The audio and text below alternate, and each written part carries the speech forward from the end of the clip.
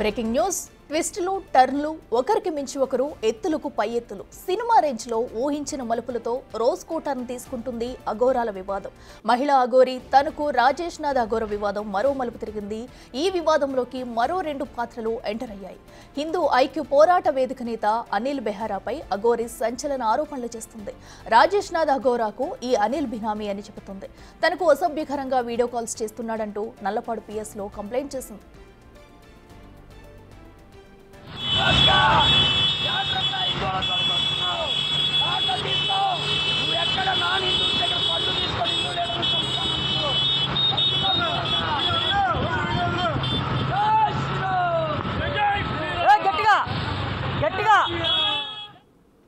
అఘోరి ఆరోపణలకు కౌంటర్ ఇచ్చారు అనిల్ బెహారా. అఘోరి అసలు హిజ్రానే కాదని చెబుతున్నారు. ఓ యువతితో ప్రేమాయణం నడిపిస్తున్నారని ఆరోపిస్తున్నాడు.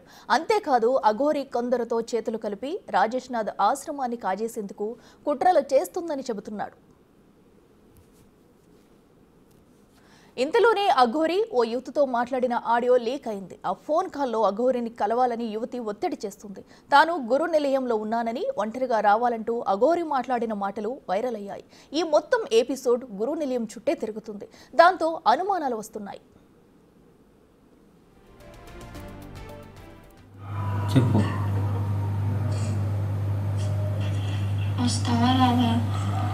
దేనికి? ఎక్కడున్నావు?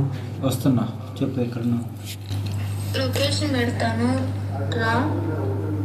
ఎక్కడున్నావు? ఇంత కోసుకొని నన్ను రావద్దన్నారు. నేను ఓకేనా? నాకు నిజంగా సీరియస్గా చెప్పి నిన్ను చూడాలనిపిస్తుంది. నాకు నిజంగా బెంగగా ఉంది. నువ్వు నమ్మినా నమ్మకపోయినా ఇది నిజం.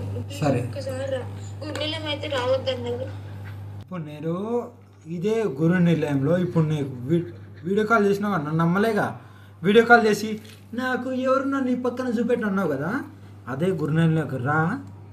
ఒక్కదాన్నే ఉన్నా, నువ్వు ఒక్కదాన్ని రా. మీ అన్నయ్య వస్తే పరుకు కొడతా. నన్ను రావద్దు అన్నారు. ఎవరు? ఇప్పుడు నాన్నకు ఒక నిమిషం ఆగు. నాకు ఇంకో ఫోన్ ఉంది, నీకు తెలుసుగా. ఇప్పుడు నాన్న నీకు కాల్ చేస్తారు, నేను రమ్మంటాడు. నువ్వు వస్తావా రావా? నేను రాను. ఆయన చేత ఫోన్ చేపిస్తున్నా కూడా నేను రాను. అంతే. నువ్వు వస్తా అంటే రా. లేదు, నాకైతే నిన్ను చూడాలనుంది.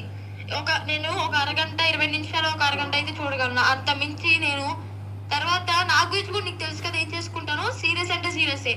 ఇక ఆ పై చూసుకో. అంతే. అరగంట అంటే అరగంట వెయిట్ చేస్తాను నీ కోసం. అంతే.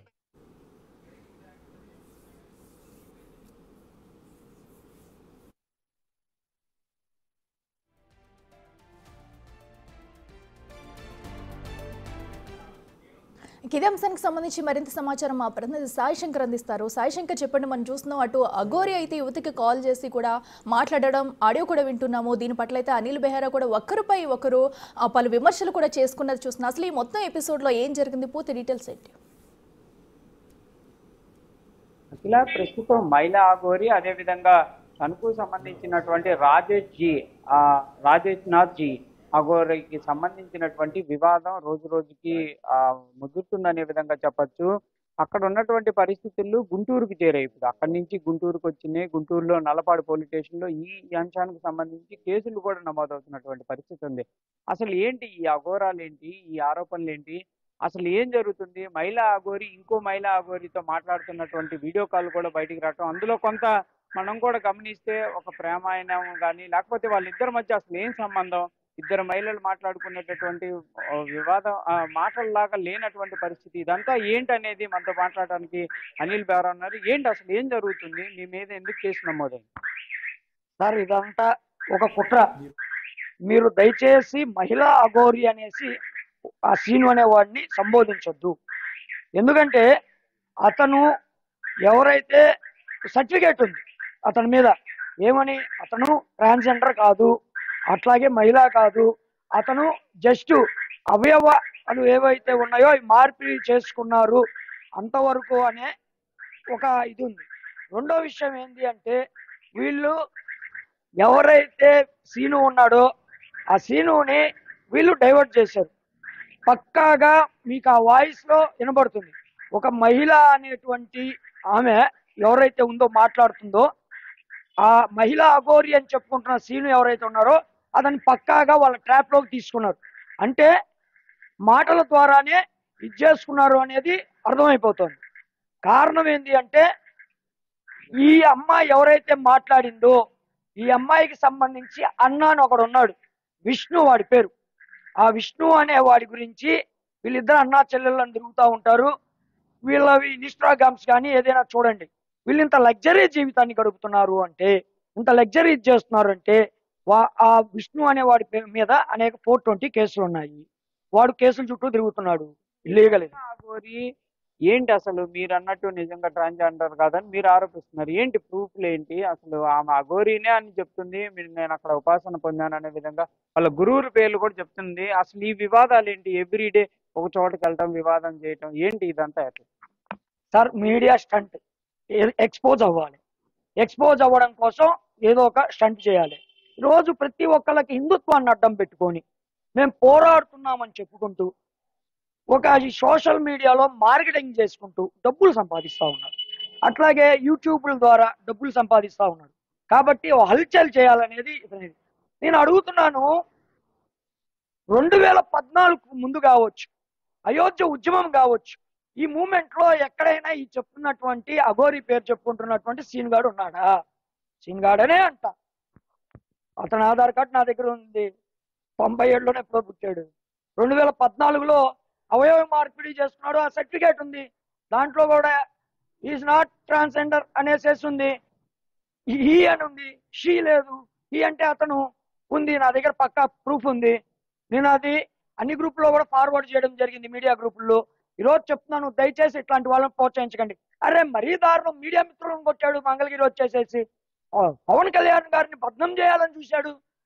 ఏంటంటే ఎంతసేపుడికి హడావుడి చేయాలి, ఎక్స్పోజ్ అవ్వాలి అని చూస్తున్నారు. కానీ ఇందులో అర్థం కానటువంటి మిస్టరీ ఏమిటి అంటే, వీడు ఇంత హల్చల్ చేస్తున్నా, పోలీసులని ఏ కొడుకులు ఆ కొడుకులని ఇష్టం వచ్చేట్టు తిడుతున్నా, పోలీసుల మీద దాడులు చేస్తున్నా, హిందూ సంఘాల మీద దాడులు చేస్తున్నా, ఇతన్ని ఎందుకు అరెస్ట్ చేయట్లేదు? ఇది $1 మిలియన్ క్వశ్చన్. ఈరోజు వాడు చెప్తున్నాడు ఏంటంటే, మా అమ్మని వచ్చి గుడ్డలు కూడా తీసి చూపిస్తా అన్నాడు. నేను అన్నా, ఏమన్నానంటే ఫోన్ చేసి తమ్ముడు శ్రీను అని తిట్టా. తమ్ముడు శ్రీను, మా ఇళ్లలో ఆడవాళ్ళ దగ్గరికి గుడ్డలోడ తీసుకొని వచ్చి ప్రదర్శన చేసి బెదిరిస్తానంటున్నావు. అదే 80 మంది ఆ రోజు రాత్రి 80 మంది కార్యకర్తలు నా దగ్గర ఉన్నారు. ఎందుకున్నారు అంటే పోస్టర్లు అంటించడానికి, శ్రీరామనవమి శోభయాత్రకు ఉన్నారు. అదే టైంలో వీడి అనుచరుడు ఎవరైతే ఇందాక ఒక అమ్మాయి మాట్లాడిందే, చెప్పండి ఏంటి సనాతన ధర్మతో ఇదంతా ఏంటి? ఇదంతా కూడా సార్ సనాతన ధర్మానికి చీడ పురుగులు పెట్టినట్టు పెట్టారు. ఖచ్చితంగా చెప్తున్నాం, హిందూ సమాజంలో నాయకుల పేరు చెప్పుకోవడం కాదు, మేము ధర్మం కోసం పోరాటం చేసినటువంటి వాళ్ళు. మేము ఈ ధర్మం కోసం పోరాడుతున్నాం. మళ్ళీ చెప్తున్నాం, చీడ పురుగులు ఏరేస్తాం. ఎన్ని కేసులు అయినా పెట్టుకోండి. ఈరోజు 97 నుంచి ఇదే పనిలో ఉన్నాం. అనేక రకాల కేసులు అయ్యి అనేక రకాలుగా జైల్లో ఉన్నాం. ఓన్లీ ధర్మం కోసం మాత్రమే. చీడ పురుగులారా చెప్తున్నాం. ఈరోజు హిందూ సమాజం ఒక తాటి మీదకి వస్తుంది. మీ వెనకాల కొంతమంది ఉండి మీకు ఫారెన్ ఫండ్ పంపించి, నేను ఈ రోజు అడుగుతున్నా, వీడు ఈ విధంగా కారులో తిరగడానికి, ఇంత లగ్జరీగా జీవితం గడపడానికి, ఇట్లాగ అమ్మాయిలకి గిఫ్ట్లు ఇవ్వడానికి వీడికి డబ్బులు ఎక్కడి నుంచి వస్తున్నాయి?